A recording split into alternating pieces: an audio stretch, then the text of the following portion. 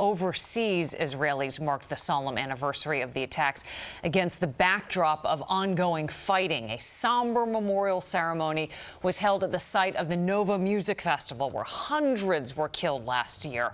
Survivors of the attack gathered alongside family members and loved ones of the victims. During today's moment of silence there, explosions could be heard as the Israeli military carried out airstrikes on Gaza. Eyewitness News reporter Josh Einiger attended today's ceremony at the festival grounds. He joins us now live from Tel Aviv. And Josh, such an emotional day today.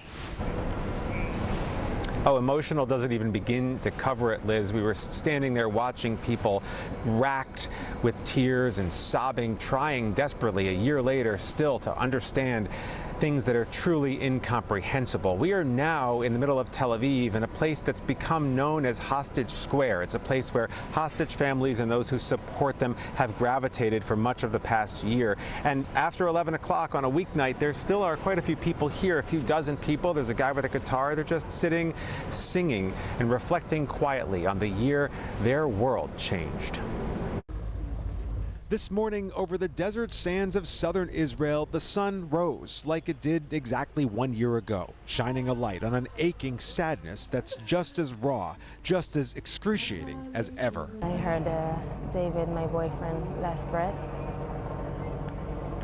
Whew. And that's it. I realized that my boyfriend is murdered next to me. Trauma consumes Noam Ben David's entire life now. Her boyfriend David among the hundreds murdered 1 year ago today. They came here to dance in the desert, but as dawn broke over the Nova Music Festival, thousands were oblivious to the looming danger.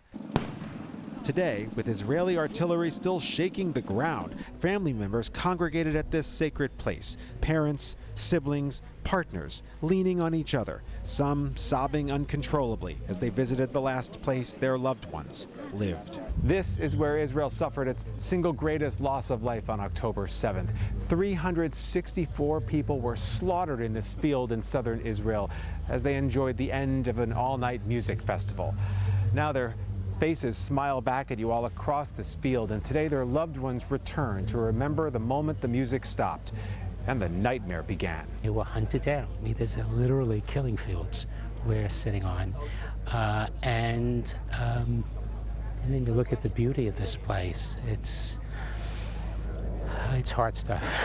Eric Goldstein is CEO of New York-based UJA Federation, which has essentially adopted the Nova community, funding the desperate need for mental health care and managing the trauma for thousands. It's like in Auschwitz, like in Birkenau. Yoran Yehudi lost his 24-year-old son Ron at the festival when he and others, with no place to run, dove into this trash-filled dumpster.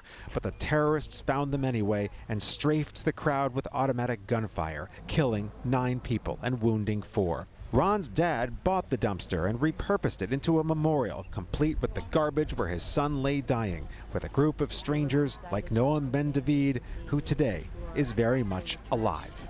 We'll never keep quiet, keep on telling the story, keep on sharing the stories of all of our loved people that are no longer with us. As numbing as that number is, almost 400 people just at that one location on October 7th, it's just about a third the total casualties Israel suffered that day. 1,200 Israelis were slaughtered on last October 7th. There are still 100 people being held hostage in Gaza, and so here in Hostage Square, people still congregate.